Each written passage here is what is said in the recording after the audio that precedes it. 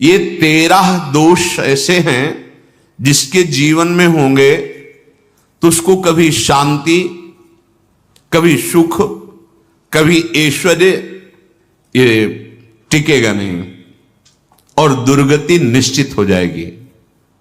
बहुत ध्यान से सुने। एक श्लोक में 6 दोष और दूसरे श्लोक में 7 दोष। उपासक को कभी इन दोषों को अपने अंदर टिकने नहीं देना चाहिए। और जो संसार के मार्ग में चल रहे, अगर इन दोषों में चलेंगे तो हुआ जो आपके पुण्य कर्मों से ऐश्वर्य है भी वो नष्ट हो जाएगा। आप दुख, चिंता, शोक से ग्रसित होकर बड़ा दुख में जीवन व्यतीत करेंगे और आपकी गति बिगड़ जाएगी, दुर्गति हो जाएगी। ये 13 लिख लो दिमाग में, डायरी में, क्योंकि ये नोट हो रहा है, आवाज डाली जाएगी, आप बार बार सुन, इनसे बचिए। अपनी बड़ाई, अपनी प्रशंसा कभी अपने मुख से नहीं करना, नहीं तो आपके पुण्य नष्ट हो जाएंगे, बुद्धि भ्रष्ट माने गिर जाएगी। अगर परमार्थ में चल रहे तो भी, और व्यवहार में तो पुण्य नष्ट हो ही जाएंगे।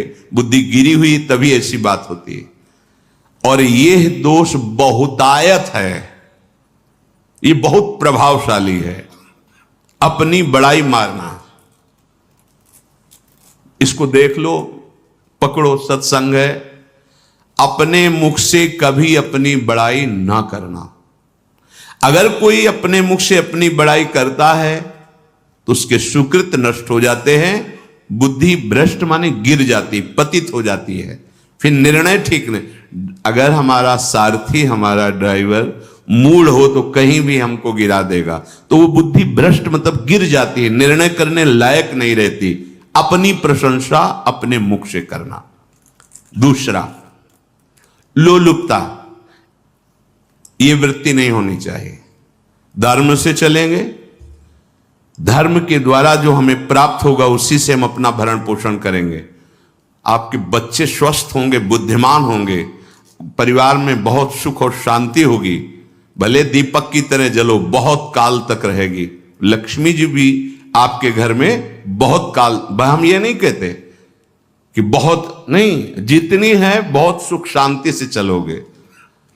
अगर लोलुपता करोगे, हिंसा, छल कपट, व्यभिचार, चोरी, ऐसे धन आ जाए, वो आएगा, लेकिन वो हाइलोजन की तरह आएगा, एकदम प्रकाश और फ्यूज, बिल्कुल अंधकार करके जाएगा। देख लेना, तुम्हारे जो सुख के हेतु हैं, तुम्हारा शरीर, तुम्हारे बच्चे, तुम्हारी पत्नी, तुम्हारा परिवार, उसको देख के तुम रात दिन जलोगे बिना आग के। ऐसे उनके आचरण होंगे, ऐसे उनके अंग होंगे, ऐसे उनके दिमाग होंगे, ऐसा उनका व्यवहार होगा। ये लोलुपता अगर उपासक में या किसी में है तो उसको नष्ट कर देती है। सावधान। तीसरा, यदि आपका अपमान होता है तो आपको उसे सहन करना होगा, उससे आपके पाप नष्ट हो जाएंगे। जो तनिक सा भी अपमान होने पर बहुत क्रोध करके दूसरे का अपकार करने लगता है, ये आपका पतन करा देगा, ये आपको फंसा देगा, हृदय जलेगा, अर्थव्यवस्था नष्ट होगी, पूरा परिवार दुखी होगा। जरा सा अपमान की संभावना में आप किसी से भी भिड़ गए, किसी से भी, वो ये प्रवृत्ति आपका पतन कर देगी। और अगर आप सह गए तो आपका सहना उसके लिए आग बन जाएगा। उमा क्षमा साप होते भारी, तुम्हें दंड देने की जरूरत नहीं, उसका एक कर्म ही उसे दंड दे देगा। आप शांत हो जाइए, आप सत्संगी हैं, आप शांत रहिए। चौथा, निरंतर क्रोध और उसका चिंतन। बैठे बैठे बस द्वेषियों का चिंतन ही हो रहा है, अंदर क्रोध का चिंतन और द्वेषियों का चिंतन ही हो रहा है। द्वेष भरी बातें, द्वेष भरे क्रियाएं, उन्हीं का चिंतन करके जलते रहना क्रोध से। उपासक को तो क्रोध करना ही नहीं चाहिए, बहुत शांत। ठीक है, अभ्यास में कभी क्रोध हो सकता है, उसको फिर समन करो, अंदर से प्रायश्चित, जैसा कि अब गलती हुई, आगे नहीं करेंगे। और व्यवहार में भी क्रोध को आप पीना सीखें। अगर बार बार आपका क्रोध प्रकट होता ही रहेगा, आपका स्वभाव बिगड़ जाएगा, आपके पुण्य नष्ट हो जाएंगे और आपका जीवन नष्ट हो जाएगा। देने वाला उतना दे देगा आपको, आनंदित रहो। पैसा खर्चा, सब पूरे जीवन का विध्वंस मचा दिया क्रोध ने। कहीं भी आप देखो, किसी से क्रोध करके देखो, फिर देखो तुम्हारा भजन चल रहा है, तुम्हारी वो आनंद वृत्ति है नहीं, जलोगे और वो जलन और गुस्सा दिलाएगी और वो बैठे बैठे जलोगे नहीं। ये क्रोध जो है, ये चाहे व्यवहार में हो चाहे परमार्थ में, दोनों की हानि करने वाला है। और आश्रित जनों की रक्षा ना करना। अगर कोई भाग कर आपके पास आ गया है, कोई पशु पक्षी या कोई मनुष्य, आपको चाहिए कि अब चाहे हमारे पहले प्राण जाएं, उसकी रक्षा करेंगे।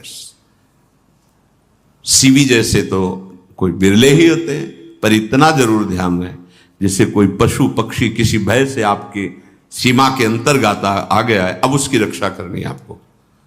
अगर आप स्वयं मार देते हैं या मरवा देते हैं, या आपके सुकृत नष्ट कर देगा, या आपकी दुर्गति का कारण बन जाएगा। और जो पाप कर्म उत्साहित होकर करते हैं, उपासक को तो बहुत सावधान रहना चाहिए, पर व्यवहार में भी जो नहीं करना चाहिए, अगर वो पाप कर्म आपके द्वारा मन में प्रेरित हो रहे हैं, संकल्प बन रहा है, क्रियाएं हो रही, दुर्गति पक्की, पुण्य नष्ट हो जाएंगे, दुख अशांति बढ़ती चली जाएगी, कभी शांति नहीं प्राप्त कर पाएंगे। ऐसा नहीं कि जो मन में आवे सो करे। पापाचरण निडर और उत्साहित होकर करना, अगर ऐसे लक्षण है, निश्चित दुर्गति होती है। ये 6, अपनी बहुत बड़ाई करने वाला अपने मुख से, लोलुपता, तनिक से अपमान में सहन ना करने वाला, निरंतर क्रोधी और आश्रित जनों की रक्षा न करने वाला, और निडर हर्षित होकर पाप कर्म करने वाला। दूसरे श्लोक में 7 है, 6 7 हो।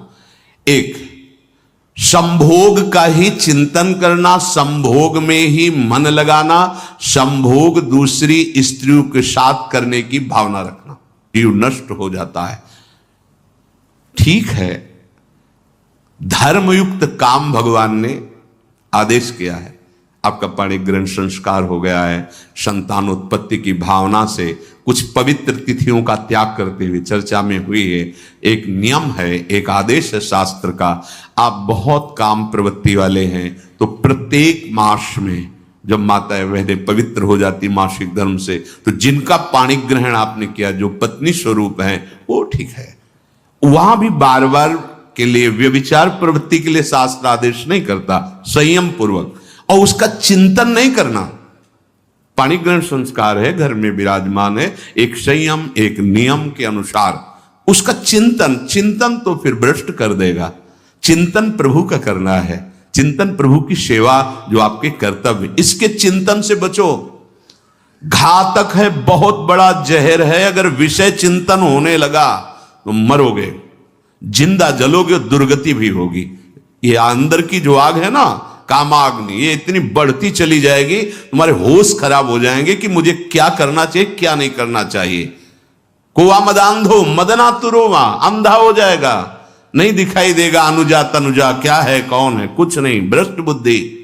संभोग का चिंतन नहीं, धर्मयुक्त काम आदेश है शास्त्र में। यदि आप प्रवृत्ति मार्ग में हैं तो अपनी पत्नी को जो पाणिक ग्रहण स्वीकार किया है, वहां भी पवित्र तिथियों का त्याग करते हुए, एकादशी है, रामनवमी है, नव दुर्गा है, जन्माष्टमी है, राधाष्टमी, जो पवित्र तिथियों का त्याग करते हुए, और ऐसे जो मर्यादाएं हैं उसके अनुसार। और कहीं पराई स्त्री के साथ संभोग की बात, निश्चित दुर्गति पक्की है। ऐसे ही माताओं के लिए है, स्त्री शरीर के लिए है। यदि वो ऐसी गलत चेष्टा, तो पतिवंचक परपति रति करही, रौ नरक कल्पसत परही।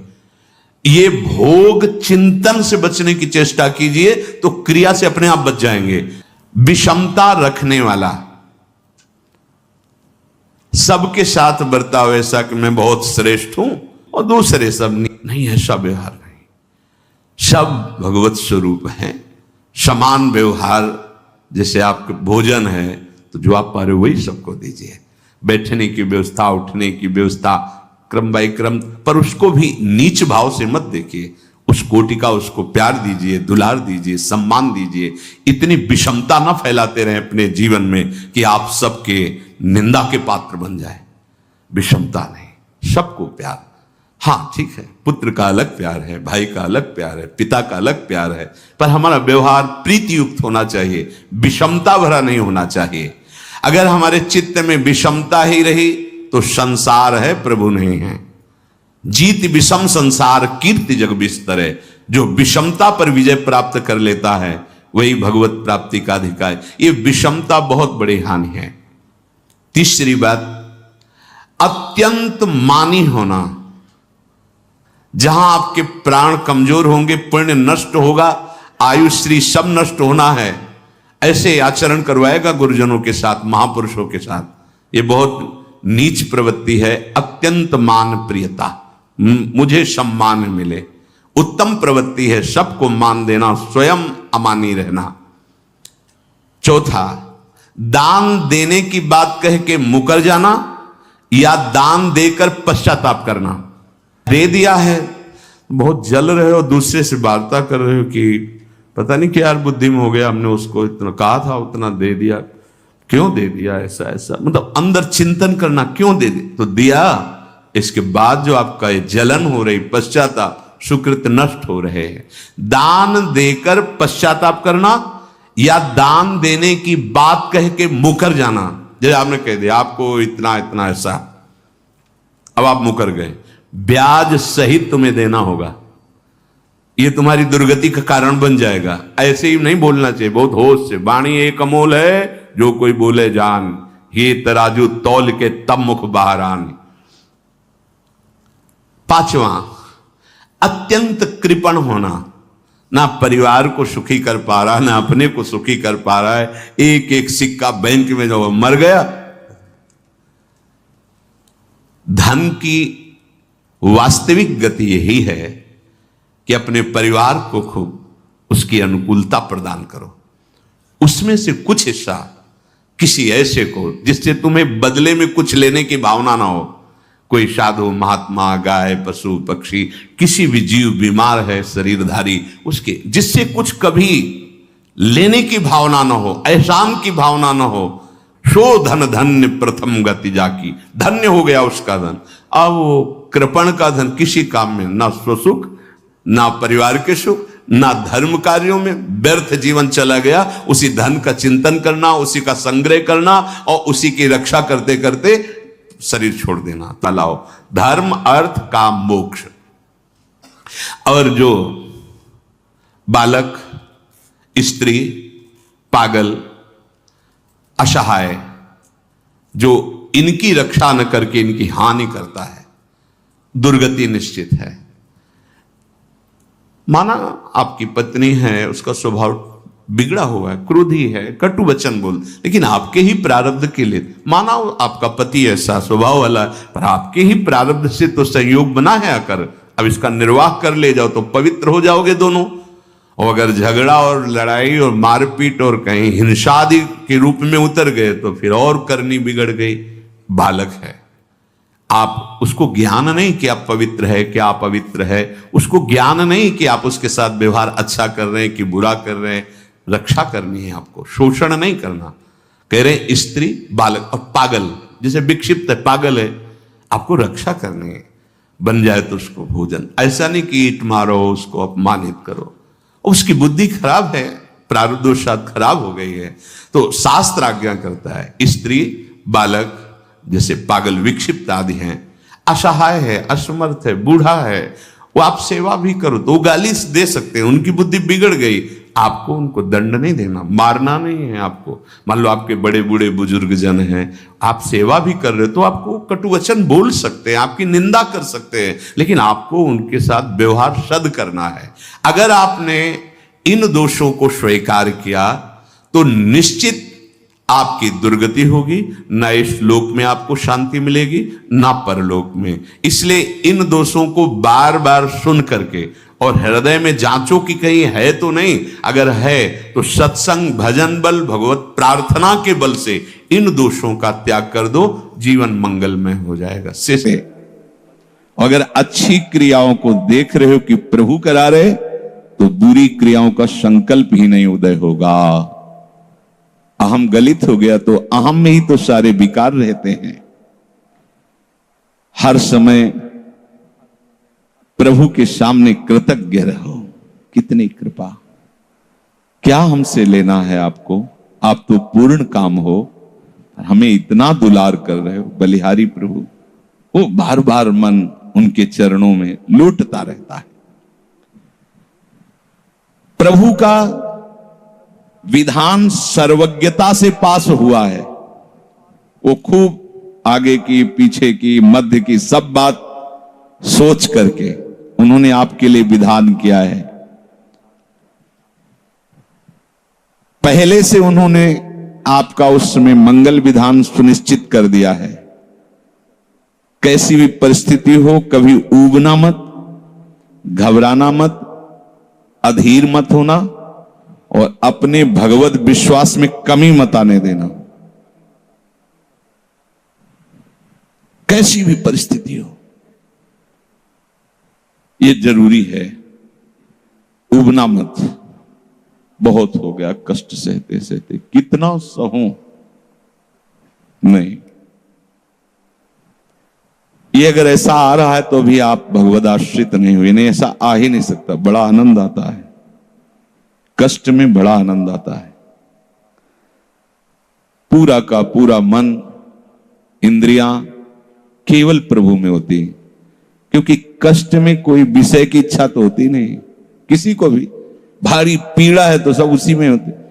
जिसने अभ्यास किया है भगवत चिंतन का, आश्रय है प्रभु का, तो कष्ट में भाग के कहां जाएगा, उसी में तो एकदम तन्मय हो जाता है मन, इंद्रिया। इस तरह हो, उनके भरोसे पर कभी, कई बार चर्चा की है प्रताप राय जी की, बचपन से भजन परायण थे, ईश्वर संपन्न घर था, भाई बहन सब खूब। कुछ दिनों बाद माता पिता पधार गए, पूरा अधिकार। ऐसे भजन में डूबे रहते कि उनका व्यापार था कि जैसे कोई धन लेने के लिए आया तो उसके लिए कुछ गिरवी रखना होता था, आभूषण आदि, और जितनी आवश्यकता है आप धन ले जाइए, और जब धन मिल जाए तो ब्याज से ही तो